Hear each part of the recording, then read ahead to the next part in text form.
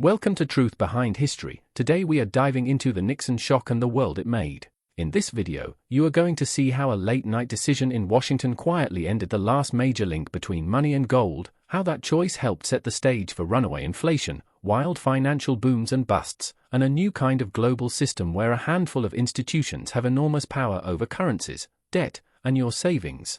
And you will get to decide for yourself whether that shift was a necessary modernization or a slow-moving disaster that most people never voted on and barely understand.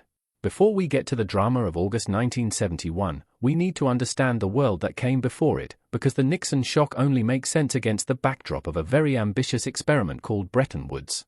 After the Second World War, when much of Europe and Asia lay in ruins and memories of the Great Depression were still fresh, the United States and its allies tried to design a monetary order that would avoid the chaos of the 1920s and 1930s, with their competitive devaluations, trade wars, and banking panics. The solution they agreed on in 1944 at a conference in Bretton Woods, New Hampshire, was a kind of halfway house between the old gold standard and a modern managed system. Currencies around the world would be pegged at fixed exchange rates to the United States dollar, and the United States dollar would, in turn, be convertible into gold at a fixed price of $35 per ounce, but only for foreign governments and central banks, not for ordinary citizens. In other words, if you were a foreign central banker in the 1950s, you could treat dollars as if they were as good as gold, because in theory you could always send them back to the United States and ask for metal. This made the dollar the anchor of the system, the reference point against which other currencies were measured, and it gave the United States enormous influence, because everyone needed dollars to rebuild, trade, and hold as reserves. To support this new order, two key institutions were created, the International Monetary Fund and the World Bank, which many people saw as the guardians of stability and reconstruction. The fund would help countries manage temporary balance of payments problems so they did not feel forced to slam on the brakes or suddenly devalue their currencies. The bank would finance long-term development and rebuilding projects. On paper, it looked like a way to combine the discipline of fixed exchange rates with enough flexibility to avoid the brutal deflationary spirals that had plagued the interwar gold standard. For a while, it seemed to work. Western Europe and Japan experienced rapid growth, trade expanded, and central bankers could reassure each other that the rules of the game were clear. But even in this so-called golden age, there were cracks built into the design. The very fact that the United States was the issuer of the reserve currency meant that the rest of the world needed a steady supply of dollars to hold and to use in trade, which usually meant that the United States had to run balance of payments deficits, sending more dollars out than it took in. That was helpful for global liquidity, but it created a paradox that economists later called the Triffin dilemma. The more the system relied on United States deficits to provide dollars, the larger foreign dollar claims became relative to the finite pile of American gold sitting in vaults at Fort Knox and the New York Federation. Over time, foreign governments could look at the numbers and quietly ask themselves a very awkward question: if we all tried to convert our dollars into gold at once, would the United States really be able to honor that $35 promise? This tension between confidence and arithmetic sat in the background of the Bretton Woods years like a slow-ticking clock. The post-war order brought real benefits, with exchange rate stability and a sense of monetary peace after decades of turmoil, but it also depended on trust in a single country's promise and on the hope that no one would test that promise too hard.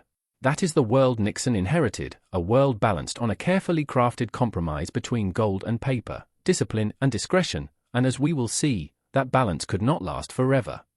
If the Bretton Woods system looked neat and orderly on paper, by the 1960s it was starting to feel like a house that looked solid from the outside but had cracks running through the foundation, and most of those cracks came from the simple fact that the United States was trying to fight a war, build a welfare state, and keep a gold-backed dollar all at the same time. Think about the pressures piling up. The Vietnam War was burning through billions of dollars, the Great Society programs were expanding domestic spending at home, and politicians were understandably reluctant to raise taxes enough to pay for all of it, so deficits grew and the Federal Reserve created more dollars to lubricate the system. That might feel abstract, but the logic is straightforward. More dollars pouring out of the United States meant more dollars ending up in foreign central banks and commercial banks around the world. At the same time, the actual stock of American gold was not growing. In fact, it was falling as some governments, worried by what they saw, quietly started turning in their dollars for metal. So the basic ratio that underpinned confidence in the system was moving the wrong way. The world was holding more and more dollar claims while the pile of gold that was supposed to back those claims was shrinking. If you were sitting in a finance ministry in Paris or Bonn looking at those numbers, you could not help wondering how long that promise of $35 per ounce could really be honored. Layered on top of that were rising prices at home. Inflation in the United States, which had been very low in the 1950s, began to climb in the second half of the 1960s, moving from the low single digits toward levels that made workers and savers nervous. In a fixed exchange rate system that is supposed to anchor expectations, rising inflation is a warning light on the dashboard. It tells you that domestic policy is pushing harder than the external constraint can comfortably bear. Other countries started to react. Some, like West Germany and Switzerland, allowed their currencies to float upward or revalued them, rather than keep importing American inflation through an artificially weak exchange rate. Speculators noticed the growing imbalances and did what speculators always do: they tested the regime by betting against currencies they thought were mispriced. From the point of view of American policymakers, this looked like a hostile attack by markets and foreign governments, but from the outside it looked like a very rational response to a system where the arithmetic no longer added up. Politically, the choices were ugly. The United States could raise interest rates and cut spending to defend the dollar and the gold link, but that risked higher unemployment and a serious slowdown just as social tensions were already high. It could formally devalue the dollar against gold and other currencies, which would be an admission that the old promise had been stretched too far. Or it could start thinking about more radical steps. None of these options were cost-free, and the longer leaders tried to hold all the goals together at once: full employment, growing social programs, and a rigid monetary promise. The more obvious it became that something had to give, even if no one yet agreed on what the sacrifice should be. At this point in the story, the tension inside the Bretton Woods system finally moved from spreadsheets and quiet memos into a lockdown political drama at Camp David, the presidential retreat in the Maryland mountains, where, over a single August weekend in 1971, a small group of men decided to rewrite the rules of global money without asking the rest of the world. Picture it: it is August 13 through 15, it is hot and humid, and Richard Nixon has summoned his top economic and financial advisors, including Treasury Secretary John Connally, Federal Reserve Chair Arthur Burns, and a younger Treasury official named Paul Volcker, along with a handful of political strategists. Officially they are there to discuss how to deal with international monetary turmoil, but everyone in the room knows that the real question is, can the United States keep promising that foreign governments can turn in their dollars for gold at $35 per ounce, or has that promise become a liability? In the days leading up to the meeting, the numbers had become alarming. European central banks, especially in places like France and the United Kingdom, had been quietly converting dollars into gold, and there were credible reports that the British were preparing to ask for a very large conversion that would put a visible dent in American reserves.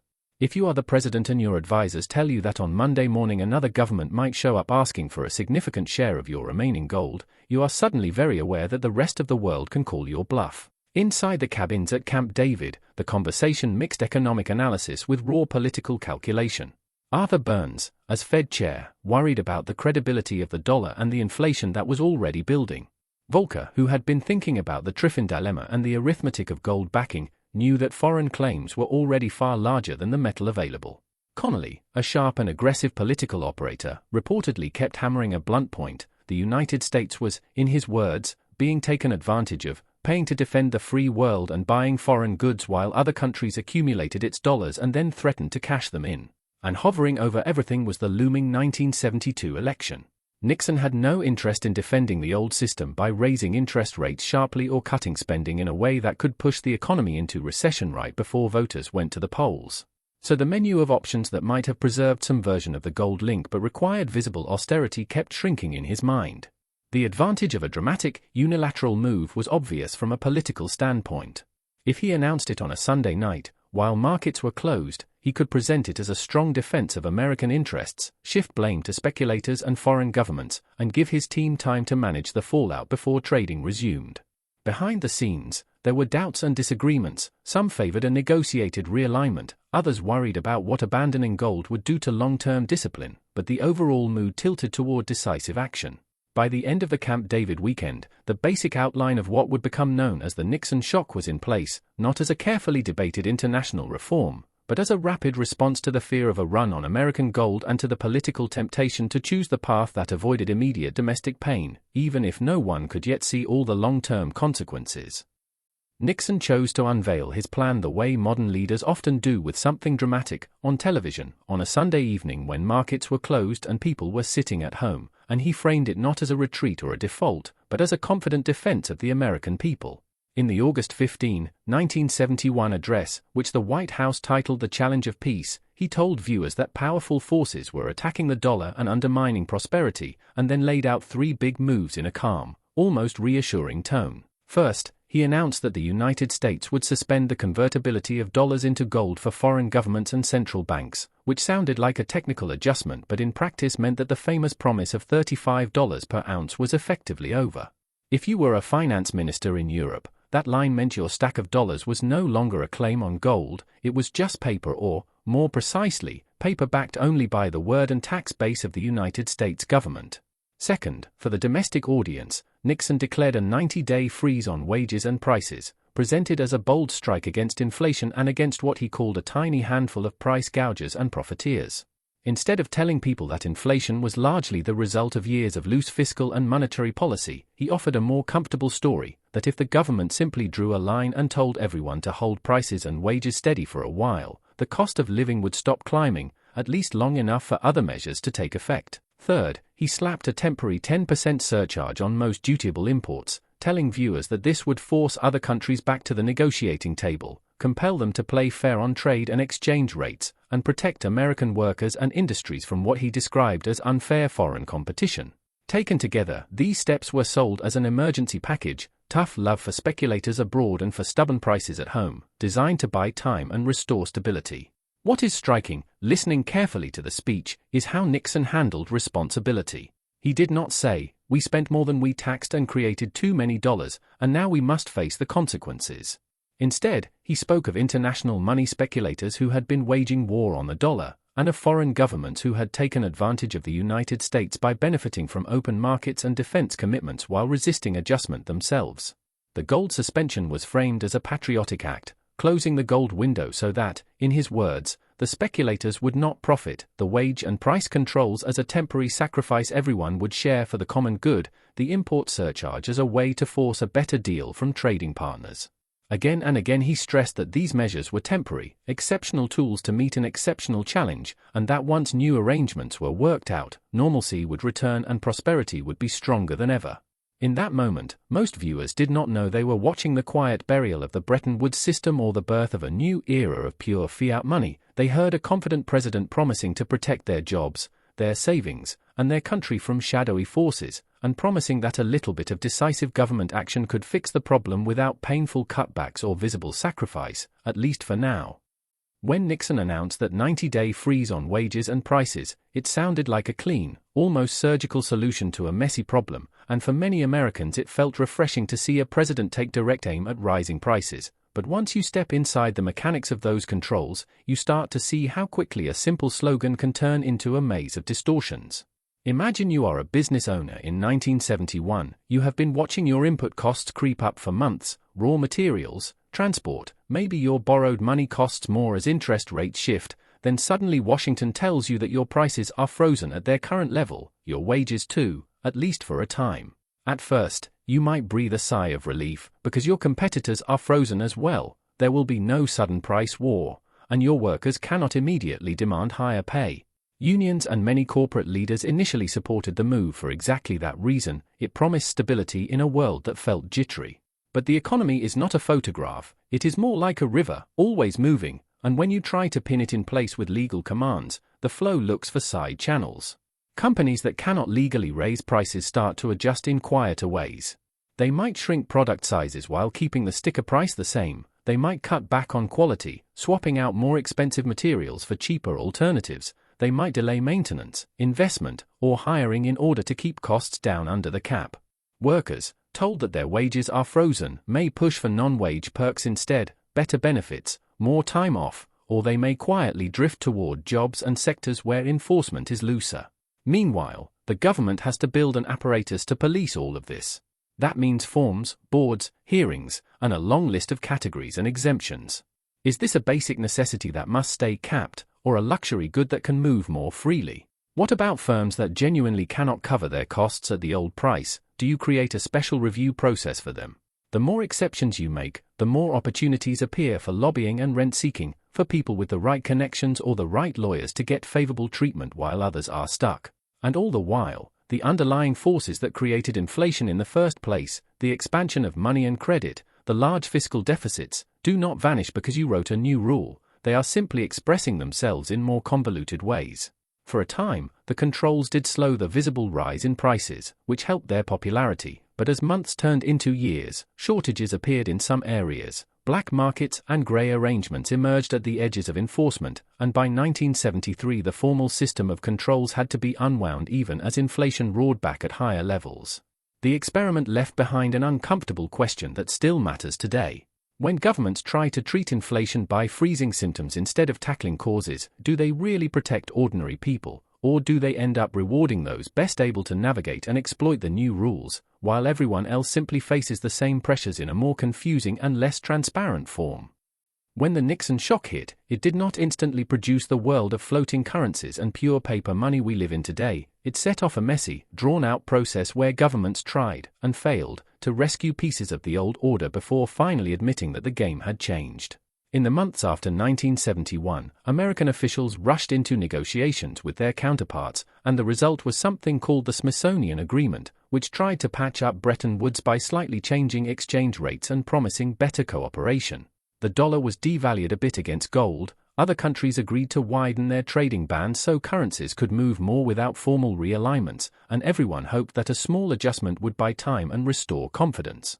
In practice, the deeper problems had not gone away. The underlying inflation pressures, the large flows of capital, and the fact that markets now knew the United States was willing to suspend its own rules all combined to make those new pegs just as vulnerable as the old ones.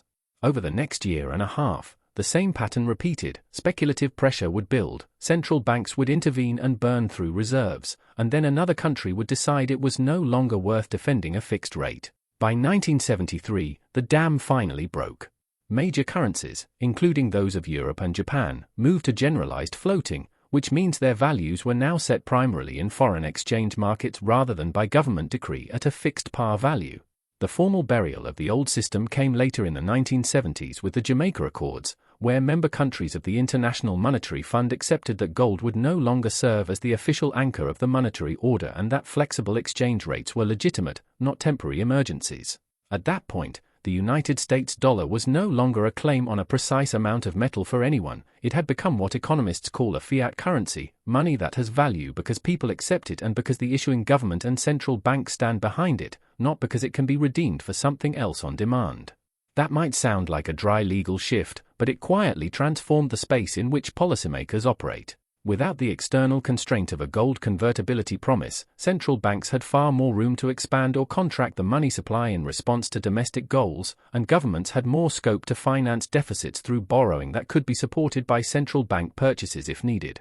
Supporters argued that this new flexibility would allow faster adjustment to shocks, more active management of recessions, and a smoother path for growth. Critics worried that, in the absence of a hard anchor, discipline would depend mostly on the self-restraint of officials facing constant political pressure to favor short-term stimulus over long-term stability. Either way, by the late 1970s, the world had moved from a rules-based system tied, however imperfectly, to a physical standard, into a regime where the value of money rested much more directly on policy decisions, expectations, and trust in a relatively small number of institutions to use their expanded discretion wisely. The period we call the Great Inflation is where the consequences of all those earlier choices show up in everyday life, not as abstract debates about gold or fiat, but as grocery bills, paychecks, and mortgage payments that never quite line up, and it stretches roughly from the mid-1960s to the early 1980s. At the start of the 1960s, inflation in the United States was very low and stable, which made it easy to believe that a bit of extra stimulus here or there would not do much harm. Policymakers thought they could trade a little more inflation for lower unemployment, based on what many read as a stable relationship between the two, and that view fit nicely with political pressure to keep growth high and recessions shallow. As the decade went on, however, deficits grew, money and credit expanded, and the gold constraint that had once forced harder choices was fading into the background as confidence in the dollar was maintained more by habit and reputation than by metal. By the late 1960s and early 1970s, inflation was no longer a gentle creep, it was a noticeable climb, and then, in the wake of the oil shocks and continued monetary accommodation, it became something more serious, a world where prices rose quickly even as growth occasionally stalled. That strange combination, high inflation plus sluggish output and employment, gave us the term stagflation, and it made a mockery of the neat charts that had promised an easy trade-off between inflation and unemployment. For households, stagflation meant that saving in cash or fixed-wage jobs felt like walking up a down escalator, pay raises lagged behind price increases, and borrowing to buy a home or car became more expensive as lenders demanded higher interest rates to compensate for the eroding value of money. Inside central banks, there was a painful recognition that past attempts to smooth every downturn by easing policy had helped build expectations that inflation would keep running high, and that as long as those expectations stayed embedded, modest tweaks would not be enough to bring it down. Enter Paul Volcker at the Federal Reserve at the end of the 1970s, who decided that credibility could only be restored by a clear and sustained willingness to restrict money growth and tolerate very high interest rates for as long as necessary. Under his leadership, short-term rates were pushed to levels near 20%, a shock to borrowers and businesses that helped trigger a deep recession in the early 1980s, with significant job losses and political backlash. Yet over time, that harsh medicine succeeded in breaking the entrenched belief that inflation would always come back, price increases slowed, long-term interest rates fell, and central banks emerged with a new, hard-won reputation for fighting inflation. The lesson many drew from this saga was not simply that mistakes had been made, but that in a world without an external anchor like gold, the cost of those mistakes could be much larger, because policymakers had more room to act on optimistic models and short-term pressures before running into a firm constraint. The Great Inflation, and the painful disinflation that followed, became a standing reminder that once high inflation and distrust of money have taken hold, restoring stability often requires measures far more severe than the discipline that would have been needed to avoid the problem in the first place. In the new world that emerged after 1971, the effects of abandoning fixed exchange rates and gold backing did not stay inside central bank meetings, they rippled outward through global markets and helped create the highly financialized landscape we recognize today, where currency screens flicker, capital moves in seconds, and asset prices can swing far faster than the underlying real economy. Once major currencies were allowed to float, their values started to adjust more visibly in response to interest rate changes, trade flows, and expectations about future policy, which meant that firms engaged in international trade suddenly faced a new kind of risk, not just whether they could sell their goods abroad, but what those sales would be worth when converted back into their home currency. To manage that risk, new financial instruments grew rapidly, including currency futures, options, and swaps, which let companies and speculators bet on or hedge against future exchange rate moves. At first glance, this looked like a useful form of insurance, but it also opened up a playground for sophisticated actors who could profit from volatility itself. At the same time, the combination of fiat money, growing cross-border banking, and gradual deregulation encouraged an explosion in international capital flows. Dollars accumulated by oil exporters during the 1970s were recycled through Western banks into loans to developing countries, a process often called petrodollar recycling, and the expanding eurodollar market allowed banks to create and lend dollar deposits outside the direct reach of United States regulations. Governments found that they could finance deficits by tapping this deepening pool of global savings, while investors enjoyed more opportunities to chase yield around the world. Yet this freedom came with new fragilities. Sudden shifts in interest rates or confidence could trigger capital flight from one country to another, pushing up borrowing costs, crashing exchange rates, and forcing abrupt policy changes. Inside rich countries, easy credit and sympathetic monetary policy became a potent force in domestic asset markets. Lower interest rates and abundant liquidity helped fuel booms in real estate, stocks, and later more exotic instruments. Japan in the 1980s, for instance, experienced a stunning rise in land and equity prices before a painful crash, and in the United States waves of financial innovation and deregulation paved the way for repeated cycles of exuberance and correction. For ordinary people, this new era was a mixed experience. On one hand, financial deepening allowed more households to borrow for homes, education, and consumption, and firms could tap capital more easily. On the other hand, exposure to market swings increased, pension funds became more intertwined with global securities, and those who owned substantial financial assets often benefited much more from rising markets than those who relied mainly on wages. It is not that the Nixon shock single-handedly caused every bubble or crisis that followed. History is always more complicated than one turning point, but by cutting the link to gold and embracing flexible exchange rates, policymakers set the stage for a system where money, credit, and capital could expand and flow with far fewer hard constraints, and in that environment the rewards for those closest to the financial spigot grew larger, while the risks of sudden reversals and systemic shocks became a more regular part of the story of global capitalism. When you move from a world where gold and fixed exchange rates act as external referees to a world where a small number of institutions can, with a meeting and a vote, create or withdraw vast sums of money, you inevitably concentrate power, and that concentration is really at the heart of what we call centralized monetary authority and moral hazard. In the post-Nixon Shock era, central banks became the undisputed hubs of this system. They set short-term interest rates, they decide how quickly the money supply grows, and in many crises they choose which markets to support and which institutions to let fail. Officially their mandate is to stabilize prices and the economy, but in practice they also function as lenders of last resort, meaning that when banks or key financial players run short of liquidity, the central bank can lend to them on special terms, often in size and at a speed no private actor could match. At first glance, that safety net looks like pure reassurance, a way to prevent temporary panics from turning into full-scale collapses like those of the Great Depression. Over time, however, a pattern emerged. Whenever there was a serious scare, whether in bond markets, stock markets, or the banking system itself, the standard toolkit involved lowering interest rates, injecting large amounts of central bank money into the system, and in some cases directly purchasing assets to prop up prices or keep credit flowing. If you are a large financial institution and you watch that pattern repeat, you might begin, consciously or not, to assume that in the worst storm someone will step in with an umbrella. That assumption is what economists mean by moral hazard, the tendency for people or firms to take on more risk when they believe that the downside will partly be borne by someone else. In a highly centralized monetary system, the very existence of a powerful backstop with discretionary tools can subtly change behavior.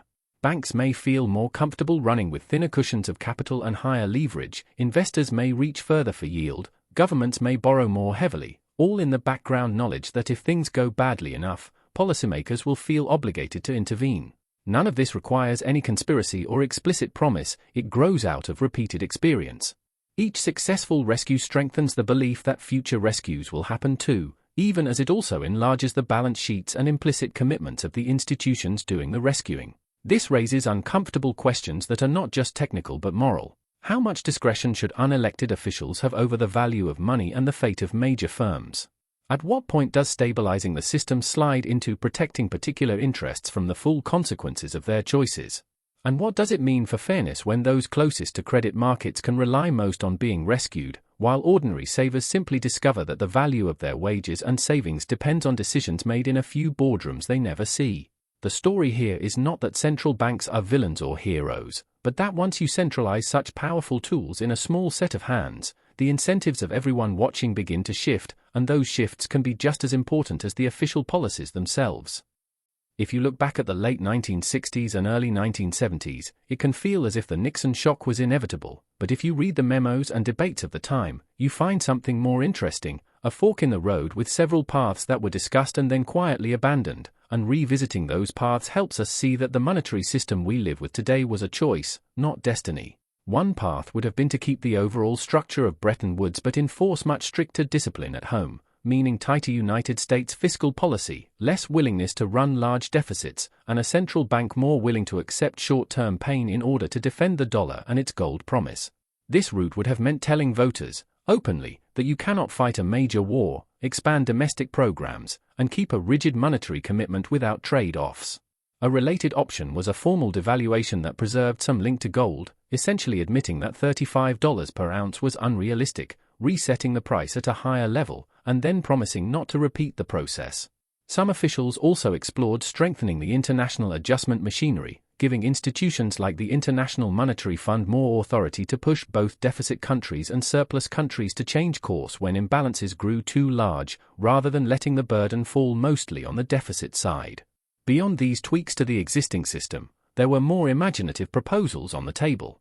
Some economists suggested anchoring currencies not to a single metal but to a basket of commodities, on the theory that a broader base might smooth out shocks. Others pushed for a greater role for special drawing rights, the synthetic reserve asset created by the fund, as a way to reduce dependence on any single national currency.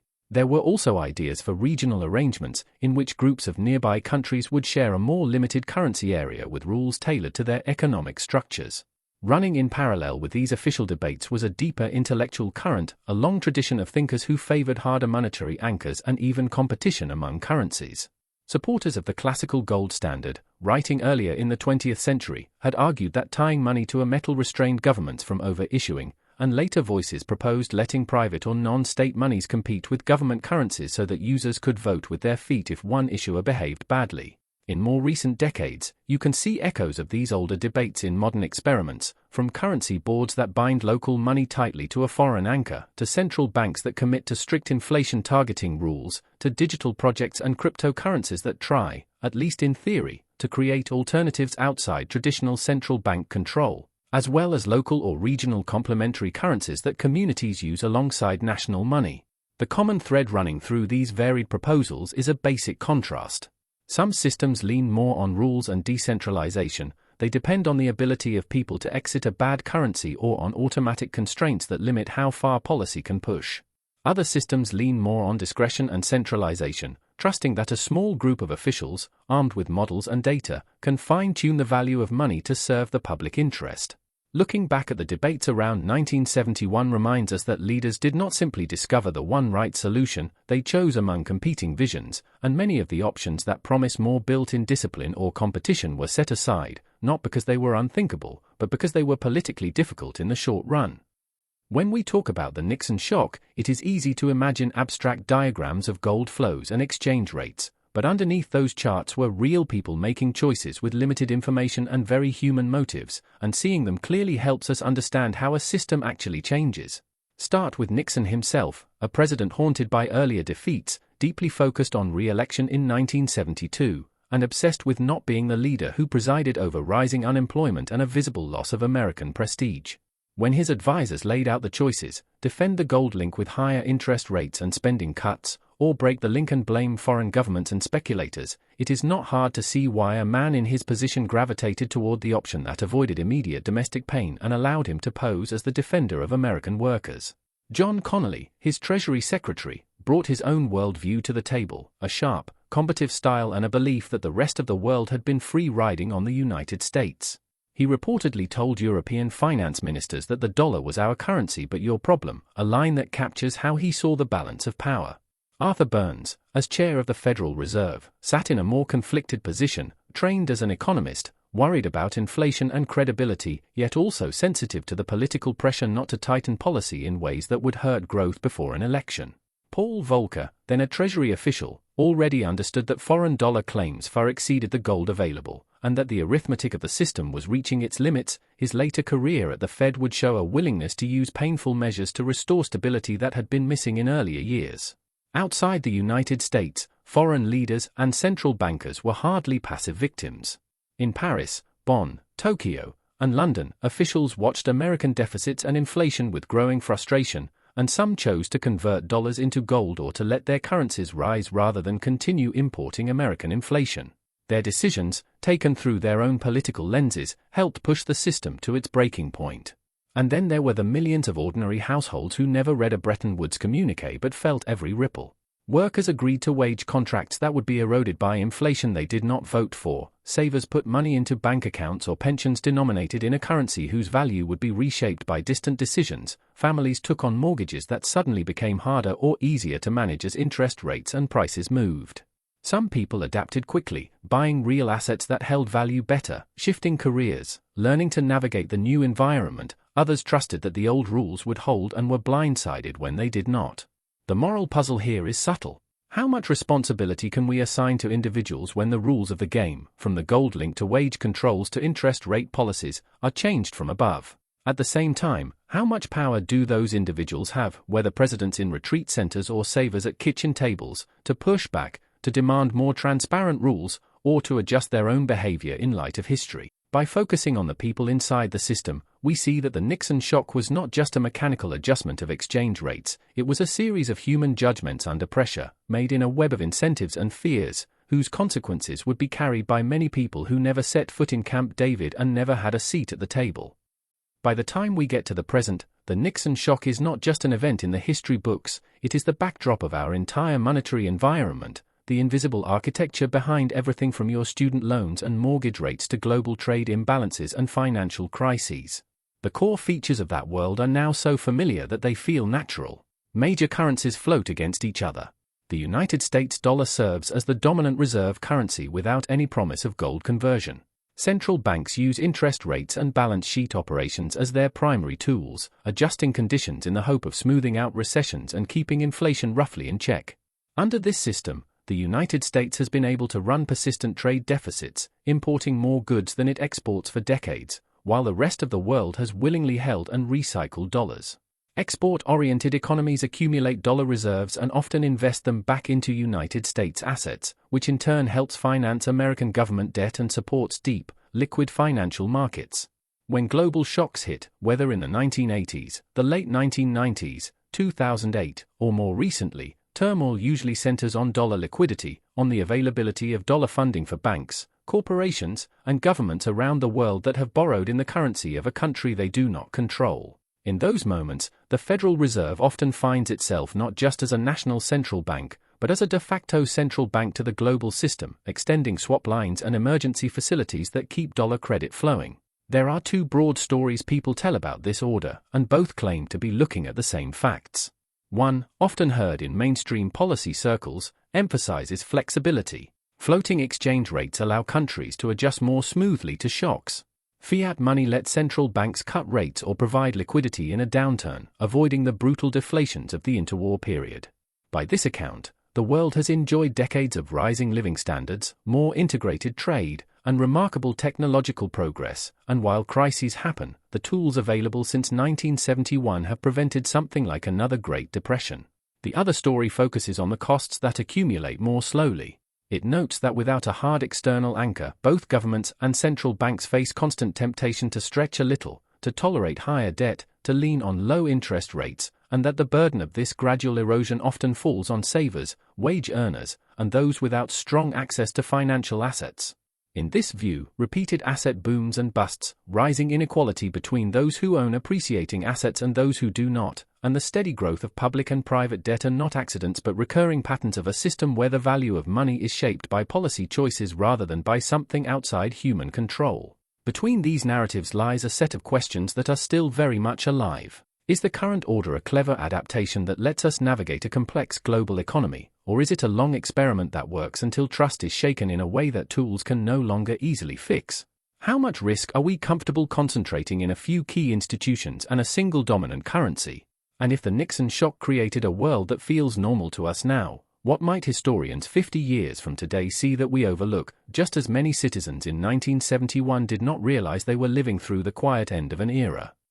When you zoom out from all of the details, the Nixon shock looks less like a quirky episode about gold and more like a moment when the rules of the game were quietly rewritten, and that is really the big takeaway to sit with as we wrap up.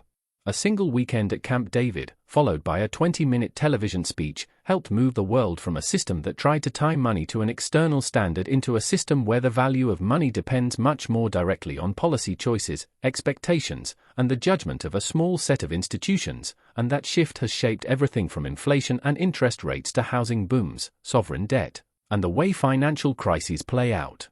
The story we have traced shows how powerful systems can be, how a design like Bretton Woods can channel incentives for decades, and how the removal of a constraint multiplies both the freedom and the potential for mistake. It also reminds us that those systems are not abstract machines running on their own, they are built and steered by people with their own fears, ambitions, and time horizons, presidents watching the calendar of the next election, central bankers weighing models against political pressure, foreign leaders deciding when to push back, and ordinary families trying to protect their savings and make sense of a landscape that shifted beneath their feet. The moral questions lurking underneath are simple to ask and hard to answer. Who bears the cost when promises about money are changed from above? How much power should any central authority have over the unit in which almost every contract in society is written? Are we more comfortable with rules that limit what policymakers can do, even when that hurts in the short run, or with discretion that can respond flexibly but depends on trust that it will not be overused? And in a world where leaving a country is harder than moving your savings, what does it mean for freedom when the exit options from a particular currency or system are narrow? My hope is not that you walk away with a neat slogan, but that you feel a little more equipped to question the monetary world you live in, to recognize that inflation, interest rate moves, and debt levels are not acts of nature but outcomes of choices made within a framework that was itself chosen. If you want to keep exploring how hidden decisions and forgotten debates have shaped the systems we take for granted, from empires and wars to money and markets, then this is what Truth Behind History is all about. If you found this video thought-provoking or you learned something new about the Nixon shock and the world it created, make sure to like the video, leave a comment with your own thoughts or questions, and subscribe to the channel so you do not miss the next deep dive into the stories behind the systems that run our lives. And if you are ready for more, check out the other videos waiting for you here that connect past choices to the world you are living in right now.